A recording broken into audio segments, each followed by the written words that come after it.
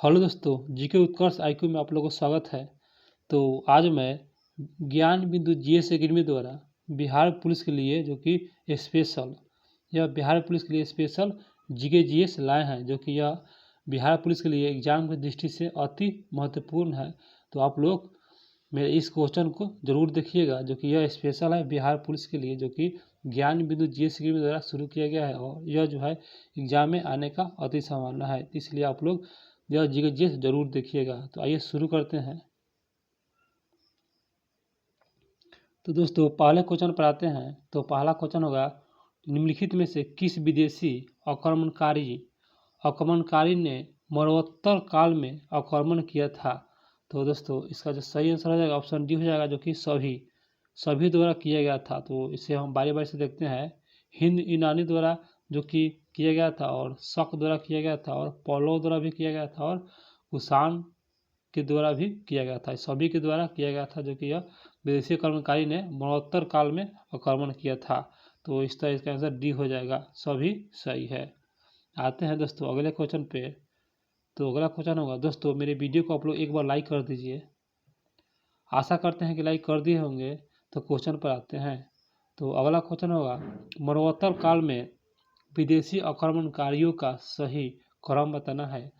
तो इसका जो सही क्रम हो जाएगा दोस्तों ऑप्शन बी हो जाएगा, जो कि पहले हिंद यूनानी, उसके बाद शक, उसके बाद पल्लव और अंतिम में कुषाण आया था। जो कि पहले हिंद यूनानी याद रखिएगा, उसके बाद हिंद यूनानी, शक, पल्लव, कुषाण, जो कि यह क्रम में सजाना था।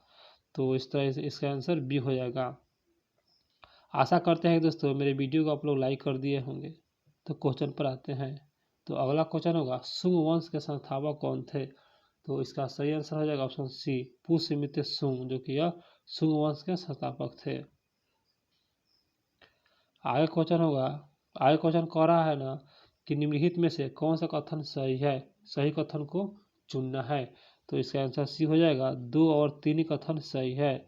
तो 2 और 3 कथन को देख लेते हैं। बाणभट्ट ने पुष्यमित्र शुंग को अन्याय कहा, जो कि सही है, अन्याय कहा था। और तीसरा कथन है, पुष्यमित्र शुंग एक कट्टर ब्राह्मणवादी था, जो कि सही है। पुष्यमित्र शुंग जो था ना, यह कट्टर ब्राह्मणवादी था। तो इस तरह इसका सही आंसर हो जाएगा ऑप्शन सी, 2 और 3 ही सही है। आते हैं अगले क्वेश्चन पर दोस्तों।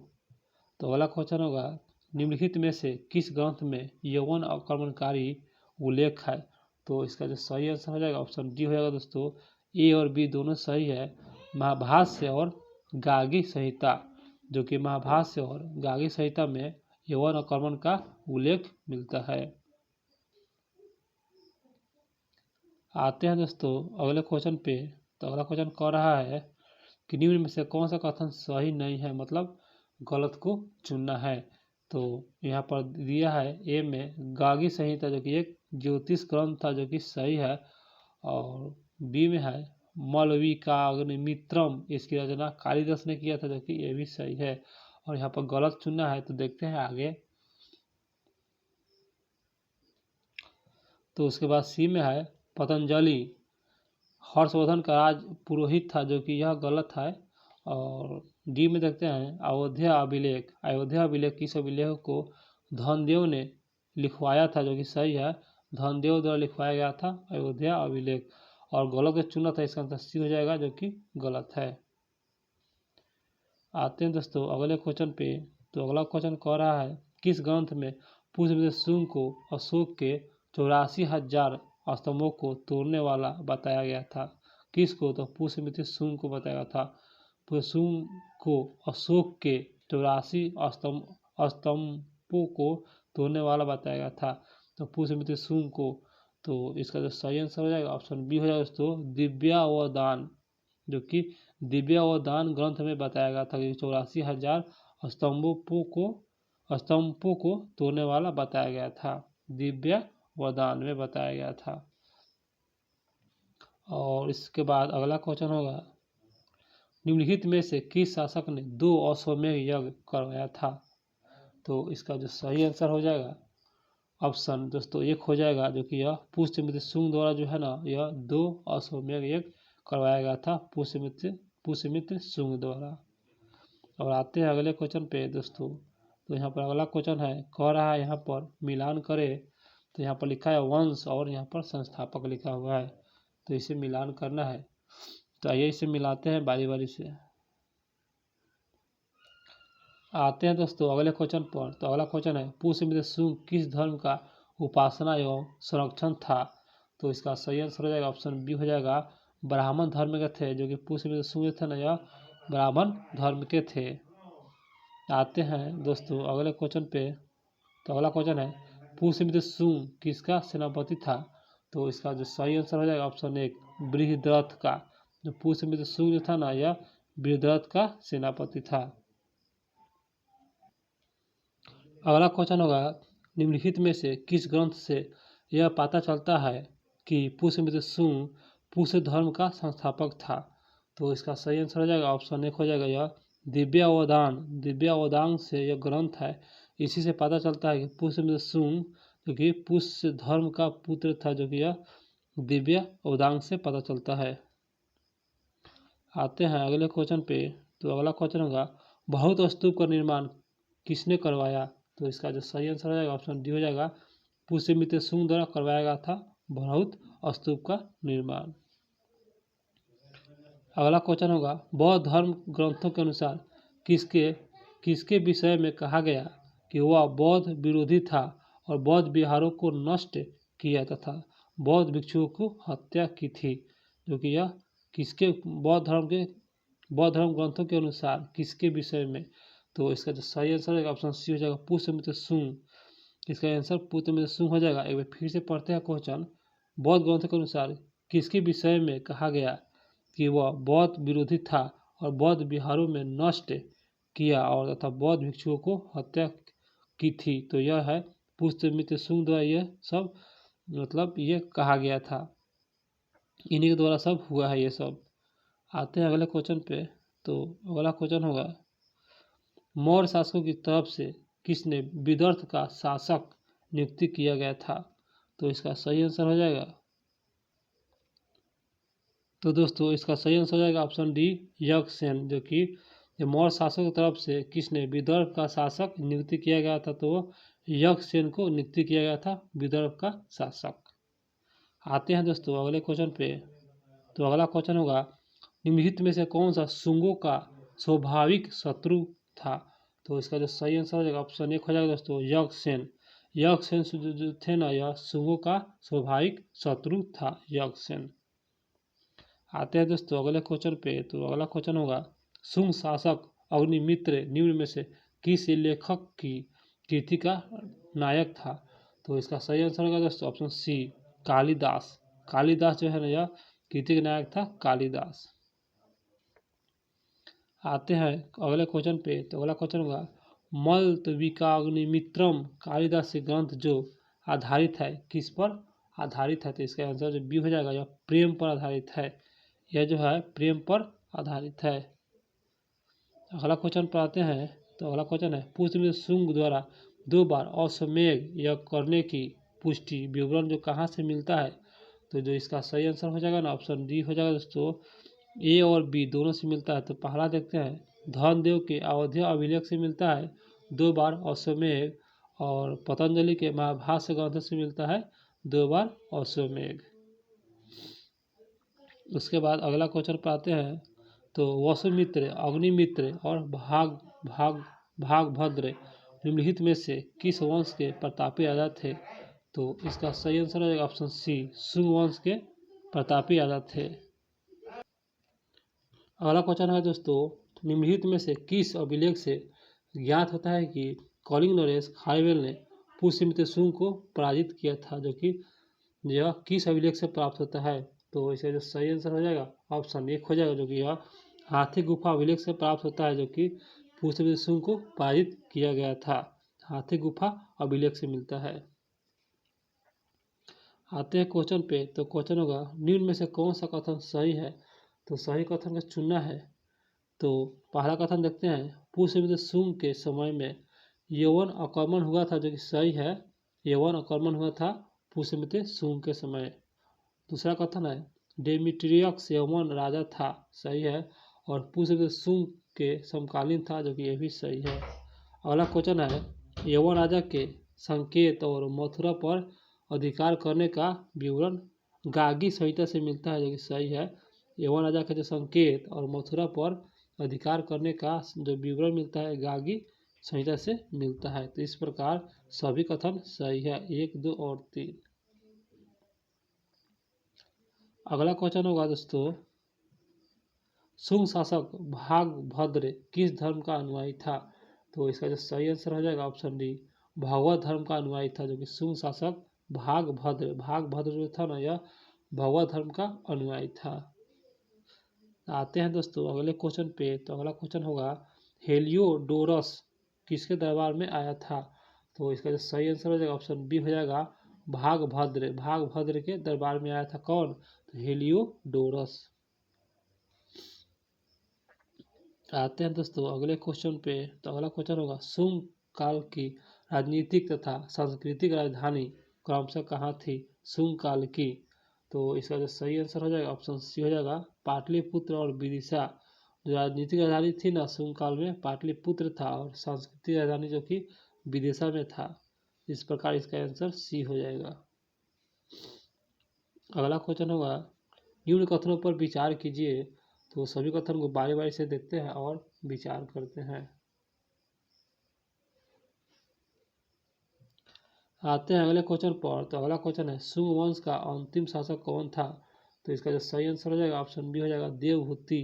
जो कि अंतिम शासक है शुंग वंश का, देवहूति। आते हैं दोस्तों क्वेश्चन पे। तो अगला क्वेश्चन होगा शुंग वंश के स्थापना, शुंग वंश के स्थान पर कौरव वंश की स्थापना किसने की थी? तो इसका जो सही आंसर हो जाएगा ऑप्शन 1 हो जाएगा, वासुदेव द्वारा किया गया था। शुंग वंश के स्थान पर कौरव वंश का स्थापना वासुदेव ने किया था।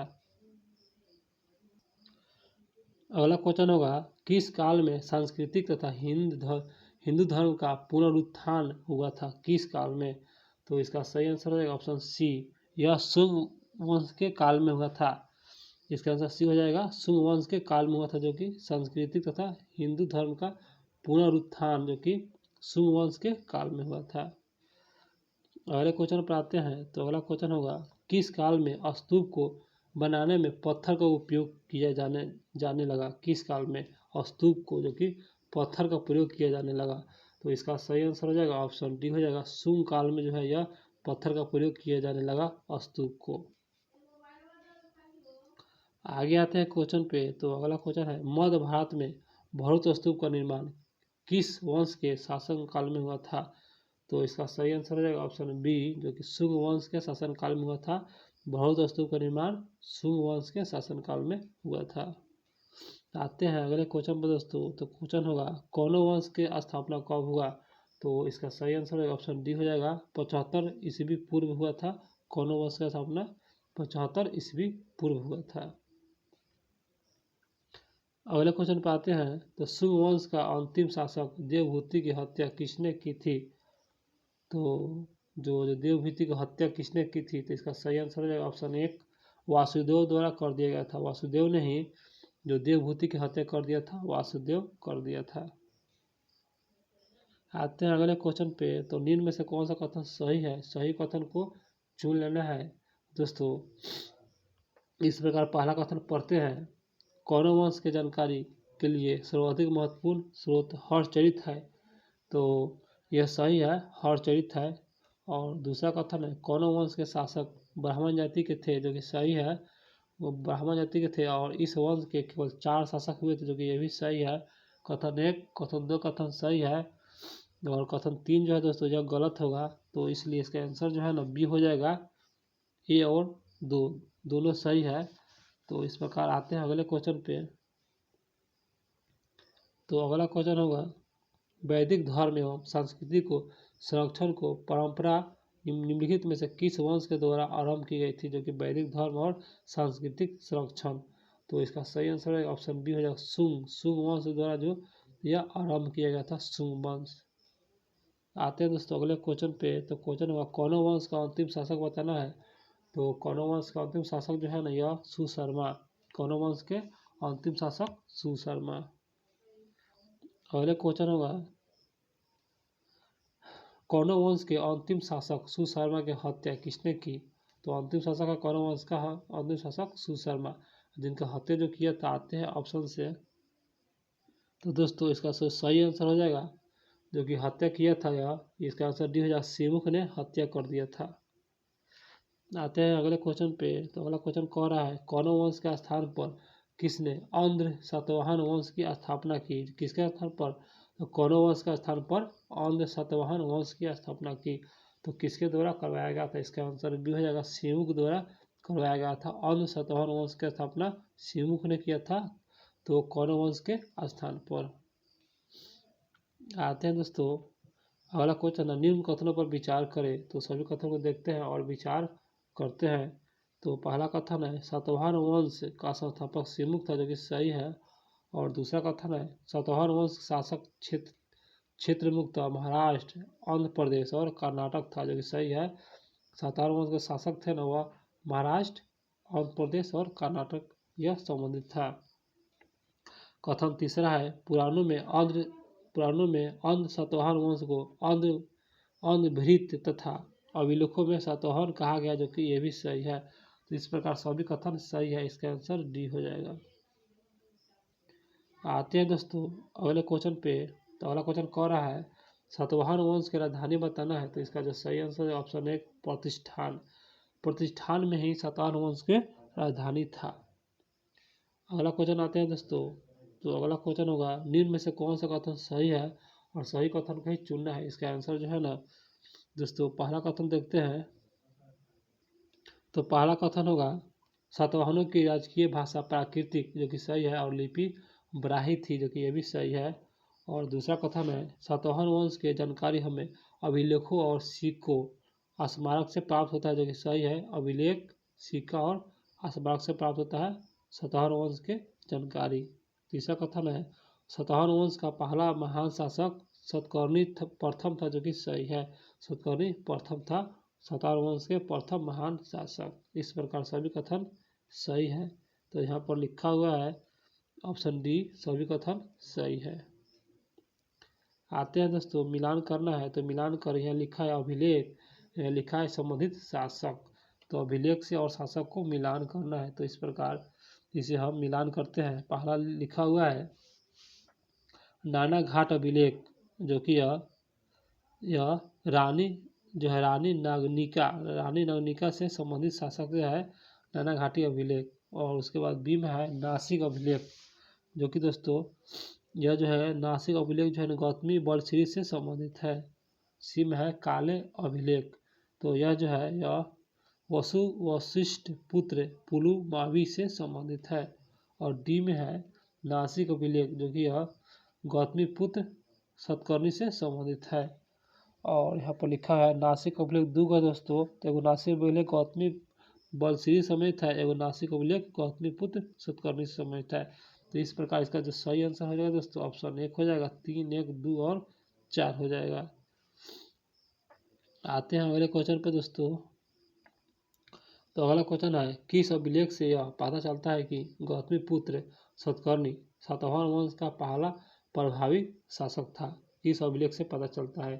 तो जो दोस्तों इसका जो सही आंसर रहेगा ऑप्शन 1 हो जाएगा, नाना घाट अभिलेख से पता चलता है, जो कि गौतमी पुत्र सतकर्णी जो है ना ये शासक वंश जो गौतमी पुत्र सतकर्णी सातवाहन वंश का पहला प्रभावशाली शासक था, जो कि नाना घाट अभिलेख से यह जानकारी उपलब्ध मिलता है।